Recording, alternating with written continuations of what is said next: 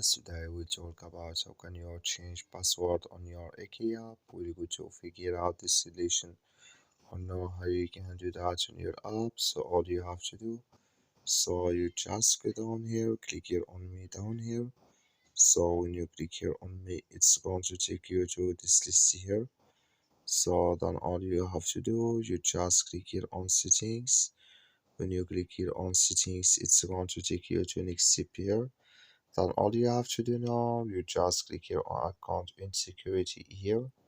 So then it's going to take you to this list. Then all you have to do, just click here on password management. So then here you click here on send verification code. Then it's going to take you here to change your password on your when you add here your verification code here. So then it's going to take you to next step to change your password. That's all you have to do, or add it. That's all you have to do. Thank you for watching. Don't forget to support us by like and subscribe.